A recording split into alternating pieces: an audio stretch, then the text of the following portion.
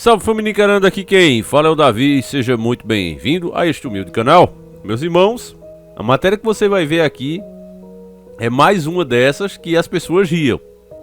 Era inimaginável para a maioria das pessoas normais, comuns, que ainda vivem presas na Matrix, que acham que o que tem aí no mundo, esse sistema implementado, só quer o melhor para elas, para essas pessoas. Isso aqui é inimaginável, é coisa de filme, roteiro de filme, coisa de nerd, não é assim que eles classificam, né? Coisa de virgão. Antigamente falavam assim, é porque o cara é virgão. Aí hoje não, hoje chamam de nerd, né? Pra ficar mais bonitinho. Mas como você e eu sabemos, tudo que vimos nas séries, principalmente de ficção científica, filmes e etc., eram projetos, tinham como finalidade apresentar ideias e projetos que estavam em andamento, estavam em teste. E agora está chegando o momento de serem implementados. E agora virem como notícia, não mais como ficção, mas virem como realidade, como possibilidade, e as pessoas já estão aptas a aceitar. A dica veio do nosso querido irmão Alexandre dos Santos Silva, essa fera aqui nas dicas, veteranaço, e Andresa Cabral, que desde já fica mais uma vez o agradecimento a essa irmã de fé e batalha. E agradeço a todos os outros que mandaram essa e demais dicas, tá certo, meus irmãos? Para quem é mais antigo e lembra da época que não existia internet, na TV Bandeirantes, nas madrugadas, de tão pesado que era o anime, passava sempre na madrugada, se chamava Akira. E tinha um personagem que ele tinha um contato com a experiência e ele começava a virar um monte de bofe, um monte de órgão. Era um desenho que eu gostava, né? No começo eu, como muitos, achava nojento, mas depois que eu comecei a entender, ficar um pouco maior, era um desenho clássico, de vez em quando passava. Akira, né? Tinha uma moto vermelha que encantava a imaginação da rapaziada naquela época, né, da molecada, e era um filme, não era um anime com capítulos como a gente é acostumado a ver com a maioria, era um anime filme. E ele era extremamente científico, família, e ele mostrava um pouco do que você vai ver agora. Praticamente, a dica dos nossos irmãos mostra o Akira se tornando realidade, pedaços se juntando, formando aquele monstro. Vocês vão ver mais ou menos isso agora, parece brincadeira, mas é fato, família. A matéria, inclusive, está na revista Oeste, e ela tem o título como O Sinistro Primeiro Corpo Modular. O experimento mostra possibilidades futuras de troca de órgãos. Já deu para sentir as vibrações, meus irmãos? Então, como não há tempo a perder, pegue agora mesmo o pastel de camarão e vamos iniciar o nosso quadro.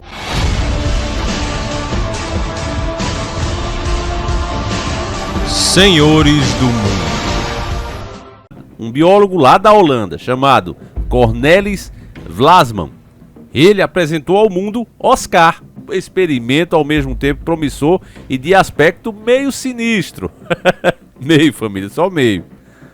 Oscar é o primeiro corpo modular que parte de um sistema de Lego. É um ser vivo e orgânico formado a partir das células do biólogo, embora funcione com a ajuda da tecnologia. Nós temos as imagens disso, família, e realmente é bizarro. Vou colocar aí pra vocês, ver se você aguenta ver esse troço, porque o troço realmente é feio, família. É aquela coisa bizarra mesmo. O vídeo tem 1 minuto só, tá certo? E eu vou colocar aí, depois a gente volta pra comentar, porque as imagens valem mais do que 1000 palavras. We're looking at Oscar, the first human modular prototype that is able to live in various setups. What's going to happen is that I'm going to connect the brain to the heart module to activate the blood circulation. Now, the lung is going to start breathing. You can see both organs are now collaborating. I can add a kidney module. And if I add a limb module, I start actuating the organism to move. Now it's looking for the optimum temperature, which is 37 degrees. If I add another limb, Oscar will recognize it and beneficiate from new possibilities.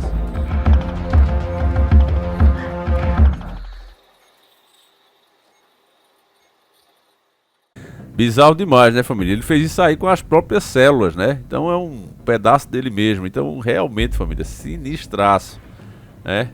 No vídeo, Vlasman mostra como seu módulo cerebral, que é um dispositivo totalmente elétrico, se conecta ao módulo pulmonar. Os dois imediatamente começam a interagir, Ele acrescenta um módulo de rim e em seguida conecta 2 módulos de membros diferentes que começam a ativar o organismo para se mover. O experimento tem uma aparência meio sinistra, de novo eles usam a palavra meio sinistra, como pode ser observado, aliás como foi observado. O cientista disse que esse protótipo tem uma corrente sanguínea e sinais nervosos transmitidos pelos conectores. Muda o corpo humano de um sistema fechado para um sistema de código aberto. Se um órgão adoece, você pode facilmente substituí-lo por um novo. Explicou, sugerindo que futuramente corpo modular poderá ser usado como módulo de membro extra. O corpo modular se tornará alterável e adaptável a todos os tipos de situações. Para você entender o que ele está falando aqui, eu creio que, explicando a grosso modo e de forma simples, é que o seu corpo hoje é como se fosse totalmente interligado. Entende, família? Como se cada órgão seu fosse fechado. Desse modo aqui seria como se fosse peças de carro. Por exemplo, você vai tirar uma peça de um carro, né? E você não precisa desmontar a outra. Veja só, você vai mexer na bateria do carro. Você não precisa mexer no radiador, não precisa mexer no motor. Por quê? Porque tem as conexões ali dele já isoladas. Você só vai tirar ele. O corpo precisa daquela peça? Óbvio que precisa. Mas ela pode ser facilmente substituída, diminuindo assim os riscos. A ideia até que é boa, família. O problema é a forma como se faz isso. É bizarro. Usando suas próprias células, o biólogo passou anos construindo o organismo vivo. O experimento mostra o poder da pesquisa com células-troncos para se transformar em tecido humano, ao mesmo tempo em que destaca a interação entre a tecnologia e o corpo humano. Para o Oscar funcionar, o Oscar, né, família, para quem não pegou ainda, é esse organismo, esse troço aí que ele criou. Aí ele chama de Oscar, né? É preciso muito mais do que apenas células, pois os módulos do experimento de Vlachman requerem um cérebro elétrico para funcionar, como se fosse uma central de um carro, né? Ainda assim, o biólogo acredita que isso desencadeia uma nova onda de cuidados com o corpo humano. Em vez de imprimir órgãos com foco em cópias idênticas para peças de reposição, ele quer algo diferente. Precisamos aproveitar esta oportunidade, diz ele, não para manter, mas para redefinir a humanidade. Então veja, o que ele está dizendo aqui é que ele não está interessado nessas impressoras 3D, que futuramente aí pode salvar a vida de muita gente, reimprimindo os próprios órgãos delas e fazer o transplante normalmente como se faz. Ele está falando que a gente tem que redefinir a humanidade.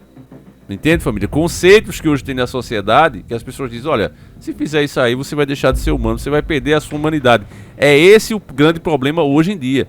Porque a verdade é essa, meus irmãos. Esses inventos que a gente viu na ficção científica, todas essas coisas que nos foram apresentadas desde os anos 70, 60 para cá, agora estão prontas.